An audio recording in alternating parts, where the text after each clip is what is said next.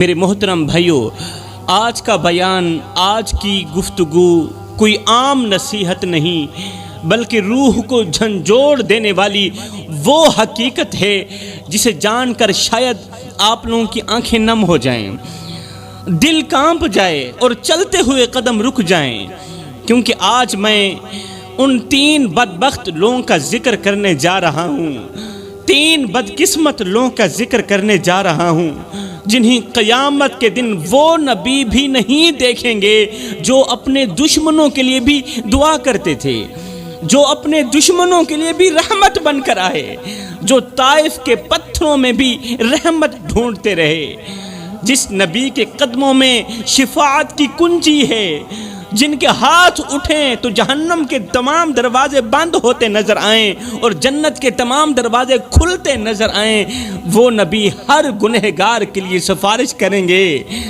مگر 3 بدبخت لوگوں کے لیے سفارش نہیں کریں گے۔ ان کے لیے نہ سفارش ہوگی، نہ دعا، نہ نظر کرم۔ ہے وہ دن جب سورج سروں پر ہوگا میری قوم کے نوجوانوں، پسینے میں لوگ ڈوب رہے ہوں گے، ہر نفس اپنی فکر میں ہوگا، اور ایسے وقت میں اگر ہمارے پیارے نبی جناب حضرت محمد مصطفیٰ صلی اللہ علیہ وسلم بھی منہ موڑ لیں تو سوچو کون بچائے گا ہمیں؟ کیا آپ جانتے ہیں وہ 3 بدبخت لوگ کون ہیں؟ اور کہیں آپ ان میں شامل تو نہیں، کہیں ان میں آپ لوگوں کا نام تو نہیں ہے، اور کہیں ان بدبخت لوگوں میں آپ تو شامل نہیں جن کی طرف ہمارے نبی دیکھنا بھی گوارا نہیں کریں گے؟ جس شخص کی طرف ہمارے نبی نہیں دیکھیں گے قیامت کے دن تو یوں سمجھو وہ شخص برباد ہو گیا، اس کی بخشش کے دروازے بند ہو گئے، جس کی طرف قیامت کے دن میرے کریم آقا دیکھیں گے نہیں۔ اس کے لیے نہ جنت باقی رہے گی، نہ شفاعت باقی رہے گی، نہ رحم، نہ امید باقی رہے گی۔ حضرت شیخ سعدی رحمت اللہ تعالی علیہ فرماتے ہیں کہ یہ 3 بدبخت لوگ جنہیں قیامت کے دن اللہ کے محبوب کی شفاعت نصیب نہیں ہوگی، یہ اتنے منحوس لوگ ہیں اس دنیا میں کہ اگر تم ان کو کسی راستے سے آتا ہوا دیکھو تو وہ راستہ بھی چھوڑ دو۔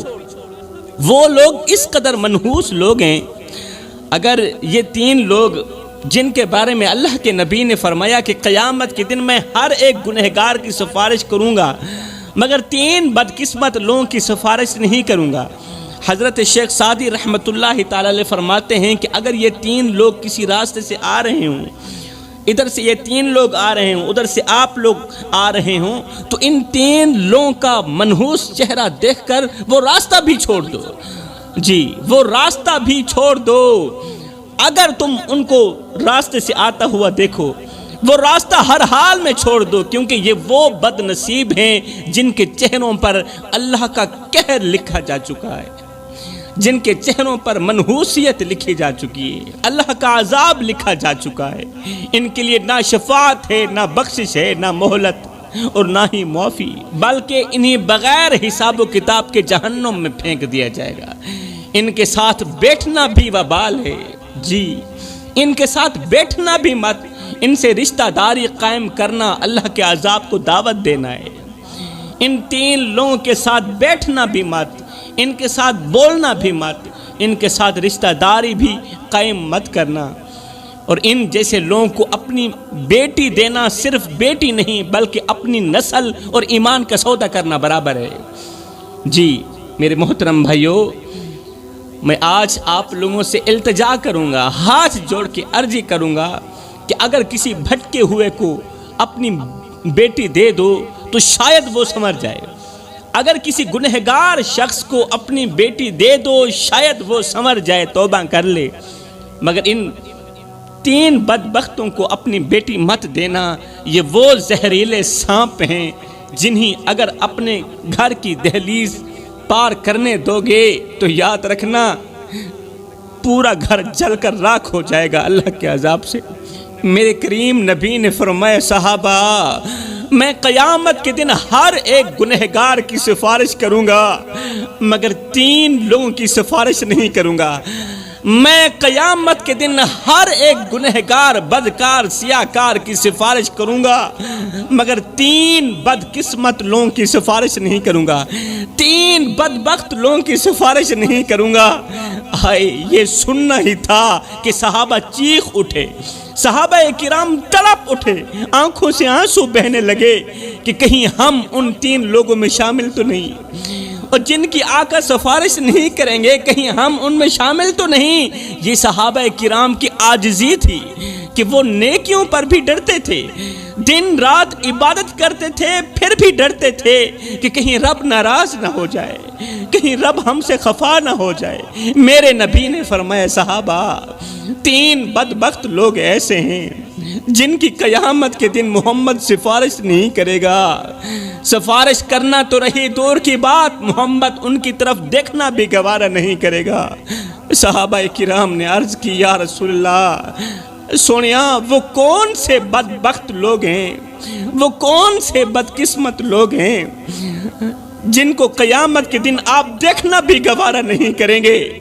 میرے نبی نے فرمایا پہلا جو زندگی میں شراب پیتا تھا اور شراب پیتے پیتے بغیر توبہ کے مر گیا، جو ساری زندگی شراب پیتا رہا اور شراب پیتے پیتے بغیر توبہ کے مر گیا۔ صحابہ گواہ رہنا، ایسے شخص کے محمد سفارش نہیں کرے گا۔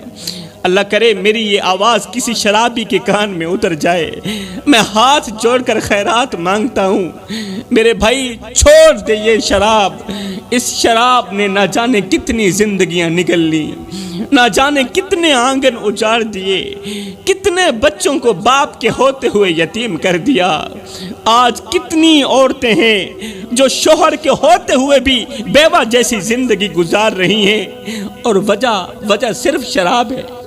میرے بھائی اپنے محلے میں جا، نظر دوڑا، غور کر، کوئی حافظ کی ماں ہے، کوئی قاری کی ماں ہے، اور کوئی پرہیزگار کی ماں، کوئی راتوں کی تاریکیوں میں اٹھ کر رونے والے نوجوان کی ماں، کوئی تہجد گزار کی ماں۔ ایک لمحے کے لیے اپنے اندر کے مفتی سے پوچھ، مجھے اتنا بتا کہ تیری ماں کس کی ماں ہے؟ اور کہیں وہ شرابی کی ماں تو نہیں، کہیں وہ گنہگار کی ماں تو نہیں، کہیں وہ نشئی کی ماں تو نہیں۔ ارے اس بیٹی کا کیا قصور جس کے لیے لوگ کہتے ہیں ہم اس کا رشتہ نہیں لیں گے اس لیے کہ اس کا باپ نشہ کرتا ہے۔ ہائے، چاند جیسی خوبصورت بیٹی کی زندگی کو باپ کے نشے نے تباہ کر دیا۔ چھوڑ دے یہ شراب میرے بھائی، آج سے ہی توبہ کر لے، آج ہی توبہ کر لے۔ میرے رسول کریم نے فرمایا صحابہ میں اللہ کا حبیب ہوں، میں اللہ کا حبیب ہوں۔ پھر فرمایا جو جوان جوانی میں توبہ کرتا ہے وہ بھی اللہ کا حبیب بن جاتا ہے۔ جوانو آؤ نا اللہ کے حبیب بن جاؤ، آؤ نا اللہ کے دوست بن جاؤ۔ جب تم اپنی ساری زندگی مالک کے نام کر دو گے تو پھر وہ ساری کائنات تمہارے نام کر دے گا۔ صحابہ کرام نے عرض کی یا رسول اللہ دوسرا کون سا شخص ہے جس کی آپ سفارش نہیں فرمائیں گے؟ میرے رسول کریم نے فرمایا دوسرا وہ شخص جو ماں باپ کو دکھ دیتا ہے، ماں باپ کو دکھ دینے والا، ماں باپ کو درد دینے والا، ماں باپ کا جینا حرام کر دینے والا۔ یہ وہ بدقسمت انسان ہے، یہ وہ بدبخت شخص ہے جس کی قیامت کے دن محمد سفارش نہیں کریں گے۔ آج دنیا ایک باپ کے درد بھرے جملے سن رہی ہے، زمانہ ایک باپ کا درد سن رہا ہے، ایک باپ جو پوری زندگی اپنے بیٹے کے لیے روٹی جمع کرتا رہا۔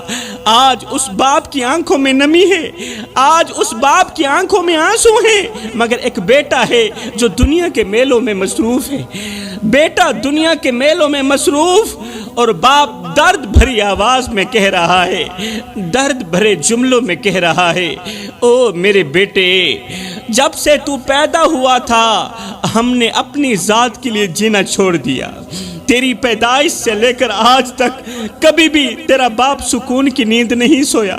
میری ہڈیاں درد کرتی ہیں اور میری کمر جھک گئی ہے۔ بیٹے تو گود میں تھا، میں اس وقت بھی تیرے لیے پریشان تھا اور میں آج بھی تیری وجہ سے پریشان ہوں۔ تو سوتا تھا، ہم تیرے لیے جاگتے تھے، تو روتا تھا، ہم تیرے لیے روتے تھے۔ تیرے ایک پہلو بدلنے پر ہم ہزاروں وسوسوں کا شکار ہوتے رہتے تھے۔ تیری ایک مسکراہٹ دیکھنے کے لیے میں ساری رات تڑپتا رہتا تھا، ساری رات خاک چھانتا رہا، محنت مزدوری کرتا رہا کہ مجھے کچھ ملے نہ ملے، میرے بیٹے کو روٹی کا ٹکڑا مل جائے۔ میرے بیٹے تیری آہ پر ہماری آہ نکلتی، تیری ہائے پر ہماری ہائے نکلتی۔ میں نوجوان تھا، تو بچہ تھا، میں اپنی رگوں سے خون نکالتا رہا، تیری رگوں میں ڈالتا رہا۔ تو جوان ہوتا گیا، مجھ سے بڑھاپا جوانی چھینتا گیا۔ تیری ٹانگیں مضبوط ہوتی گئیں، میری ٹانگیں کمزور ہوتی گئیں۔ میں سوچتا تھا کہ جس طرح آج میں اس کے لیے دھکے کھا رہا ہوں، جس طرح آج میں اس کی زندگی کے لیے دعائیں مانگ رہا ہوں، ایک وقت آئے گا یہ بھی میرے لیے دھکے کھائے گا، یہ بھی میری زندگی کے لیے دعائیں مانگے گا۔ لیکن بیٹے تیرا لہجہ بدل گیا، تیری آنکھ بدل گئی، تیرے تیور بدل گئے۔ تو ایک دم مجھے گھور کے دیکھنے لگا، تو مجھے یوں سمجھنے لگا جیسے میں تیرا زر خریدا غلام ہوں۔ بیٹے جب سے تو نے مجھے نوکر سمجھا، جب سے تو نے مجھے زر خریدا غلام سمجھا، تو میں نے اپنی 40 سالہ زندگی کو جھٹلا کر رکھ دیا۔ ہاں میں نوکر، تو سردار، میں غلام، تو آقا، تو لکھ دے کروڑ ہزار سہی، میں ککھدا نہیں لاچار سہی، تو حسن جمال دا مالک سہی، میں کو جاتے بیکار سہی، تو باغ بہار دی رونق سہی، تو گل پھلتے میں خار سہی، میں کو شاکر اپنے نال چرکھ، میں نوکر تو سردار سہی۔ اگر تو مجھے باپ کا درجہ نہیں دے سکا، کم از کم ایک پڑوسی جتنا درجہ تو دے دیا کر۔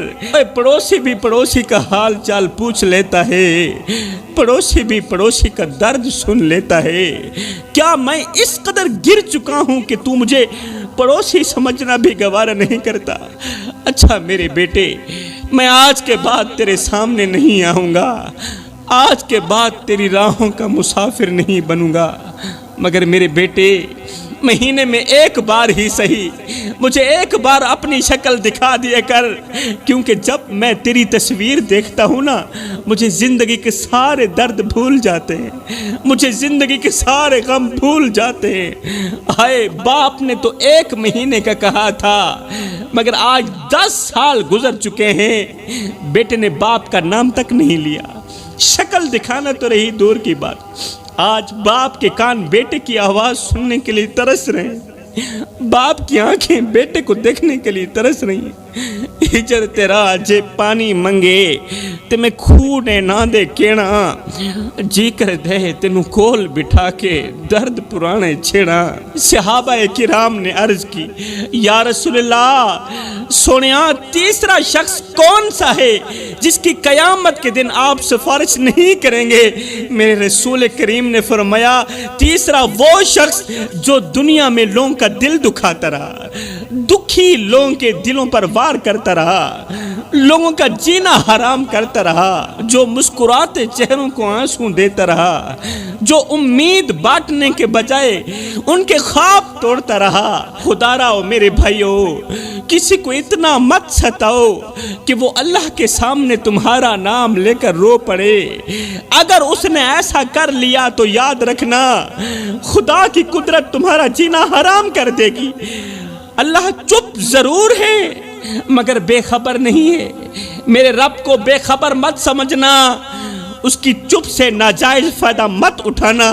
یہ جو دل ہے نا، یہ اللہ کا گھر ہے، اور اللہ کے گھر کو ویران کرنے والے کبھی آباد نہیں رہتے۔ اگر ایسا کرو گے تو یاد رکھنا دنیا میں رہتے ہوئے بھی قبر جیسی زندگی گزارو گے، سانسیں چل رہی ہوں گی مگر چین نصیب نہیں ہوگا، پھر جسم سلامت ہوگا مگر دل زخمی ہوگا۔ اگر تم نے کسی کو بے وجہ رلایا تو یاد رکھنا بستر ہوگا مگر نیند نہیں آئے گی، زندگی ہوگی مگر زندگی جیسی نہیں ہوگی۔ اللہ فرماتا ہے میرے بندے، کسی کو دکھ دے کر، کسی کو درد دے کر، کسی کو ایک پل کے لیے غم دے کر میرے دروازے پر اپنی خوشی کی خیرات مانگنے مت آنا، اور کسی کو ایک پل کی خوشی دے کر پھر اپنی پریشانی کی فکر مت کرنا، پھر اپنی پریشانی کی پرواہ مت کرنا۔ آج کتنے لوگ ہیں جو اللہ کے بندوں کا جینا حرام کر کے بڑے آرام سے کہتے ہیں کیا ہوا، ایسے تو چلتا ہی رہتا ہے۔ کسی کی بیٹی کی عزت روند کر، کسی کی بیٹی کی عزت کی دھچیاں اڑا کر کہتے ہیں کیا ہوا، زمانہ ایسا ہی ہے۔ زمینوں پر ناجائز قبضہ کر کے کہتے ہیں کیا ہوا، یہ سب تو ہوتا ہی رہتا ہے۔ او ظالم، تجھے تو شاید کسی کا درد دکھائی نہیں دیتا، تجھے تو شاید کسی کی تکلیف دکھائی نہیں دیتی، تو لوگوں کے آنسو بہا کر سمجھتا ہے یہ معمولی سی بات ہے۔ نہیں بھائی، آنسو کے ایک قطرے کے اندر اتنی طاقت ہوتی ہے کہ وہ رب کے عرش کو ہلا سکتا ہے، تقدیر کا رخ بدل سکتا ہے، ظالموں کے تکبر کو خاک میں ملا سکتا ہے۔ ایک شخص میرے رسول کریم کی خدمت میں حاضر ہوا، عرض کی یا رسول اللہ، آقا ایک عورت ہے جو لوگوں کا دل توڑتی ہے، زبان سے لوگوں کو تیر مارتی ہے، اس کا اخلاق بالکل بھی اچھا نہیں ہے، بہت ہی زیادہ بد اخلاق ہے وہ، لیکن وہ 5 وقت کی نمازی ہے، 5 وقت کی نمازی ہے مگر وہ لوگوں کا دل دکھاتی ہے۔ بتائیں ایسی عورت کے بارے میں، ایسی عورت کے بارے میں آپ کا کیا ارشاد ہے؟ میرے نبی نے 2 ٹوک جواب دیا، فرمایا ایسی عورت جہنم میں جائے گی۔ کیوں؟ اس کا اخلاق اچھا نہیں، نماز پڑھتی ہے اخلاق اچھا نہیں ہے، نماز اللہ کی پاک بارگاہ میں قبول نہیں ہے۔ اتنے میں دوسرا شخص آیا، کہنے لگا یا رسول اللہ، میرے محلے میں ایک عورت رہتی ہے، وہ نمازیں تو کم پڑھتی ہے، قرآن تو کم پڑھتی ہے مگر اس کا اخلاق بہت اچھا ہے، اس نے کبھی کسی کا دل نہیں توڑا، کبھی کسی کے دل پر وار نہیں کیا، ہماری عورتیں اس کی لمبی عمر کے لیے دعائیں کرتی ہیں، ایسی عورت کے بارے میں آپ کا کیا حکم ہے؟ میرے نبی نے فرمایا ایسی عورت جنت میں جائے گی، ایسی عورت جنت میں جائے گی، اور اس کا اخلاق، اس کی اچھی زبان ایک نہ ایک دن اسے 5 وقت کی نماز بھی بنا دے گی۔ تو فرمایا میرے نبی نے اے صحابہ، سب کچھ کرنا، یہ 3 گناہ کبھی نہ کرنا، اگر یہ 3 گناہ کرو گے تو یاد رکھنا قیامت کے دن میں محمد تمہاری سفارش نہیں کروں گا۔ جو لوگ اپنی زندگی میں یہ 3 گناہ بڑے شوق سے کرتے ہیں، ان کی زندگیوں میں سکون کے جنازے اٹھ جاتے ہیں میرے بھائیوں، وہ سکون کی سانس نہیں لے پاتے اپنی مختصر سی زندگی میں۔ وہ مال تو کماتے ہیں مگر مال میں برکت نہیں ہوتی، وہ رزق کماتے ہیں مگر یہ رزق ان کے لیے وبال بن جاتا ہے، ان کی اولاد ان کی نافرمان بن جاتی ہے۔ تب تک جب تک یہ لوگ ان 3 گناہوں سے سچی اور پکی توبہ نہیں کر لیتے۔